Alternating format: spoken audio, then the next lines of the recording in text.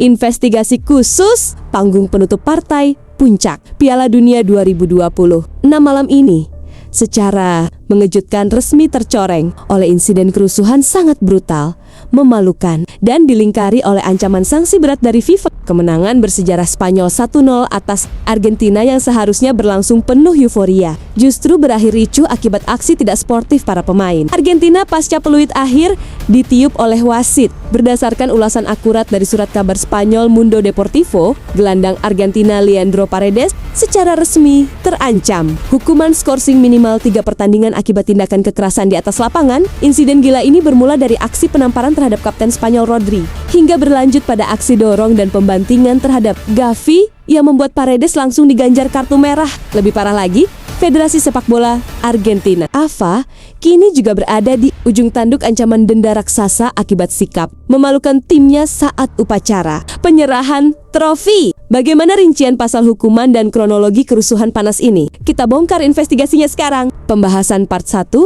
kronologi kerusuhan dan tamparan ke Rodri. Mari kita bedah secara jeli ulasan murni mengenai kronologi awal pemicu kerusuhan panas yang malam ini namanya langsung resmi memuncaki seluruh perdebatan media olahraga dunia. Mengapa emosi para pemain Argentina begitu meledak-ledak? Investigasi kami mencatat, kekalahan tipis 1-0 bener-bener membuat frustrasi skuad. Kerusuhan bermula saat bek sayap Argentina Molina secara sengaja menampar kapten La Roja, Rodri, yang sedang berlari kencang untuk merayakan gelar juara dunia bersama rekan-rekannya. Tindakan provokatif itu murni langsung memicu bentrokan berantai yang melibatkan beberapa pemain kunci dari kedua belah pihak seperti Eric Garg dan Gavi yang berusaha mempertahankan kehormatan tim mereka. Pembahasan part 2, aksi brutal Paredes dan kartu merah di lapangan. Lalu, bagaimana peran Leandro Paredes dalam kerusuhan ini hingga dirinya secara berani melancarkan tindakan fisik yang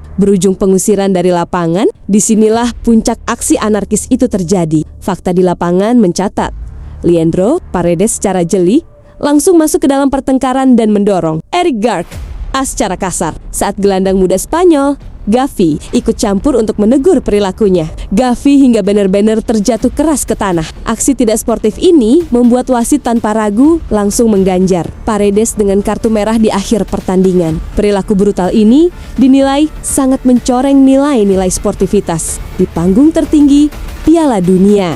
Pembahasan part 3, detail ancaman hukuman FIFA dan denda besar AFA. Terakhir, investigasi kami menganalisis pasal-pasal hukuman disiplin yang kini siap resmi menjerat Paredes dan Federasi Sepak Bola Argentina. Laporan Mundo Deportivo secara vokal menguraikan bahwa sesuai aturan disiplin FIFA, perilaku kekerasan terhadap lawan termasuk memukul, mendorong, hingga tindakan anarkis lainnya dikenai sanksi skorsing minimal 3 pertandingan resmi. Hukuman ini dipastikan murni wajib dilaksanakan pada laga resmi mendatang yang dilakoni tim nasional Argentina. Selain itu, Federasi AFA juga terancam denda finansial yang sangat besar akibat perilaku para pemainnya yang secara sengaja menolak menatap podium utama saat upacara penyerahan trofi sebagai bentuk protes yang tidak profesional. Analisis investigasi murni mengenai skandal kerusuhan pasca final Piala Dunia 2020, 6 dan ancaman sanksi berat untuk Leandro Paredes resmi diringkas. Aksi tidak sportif di panggung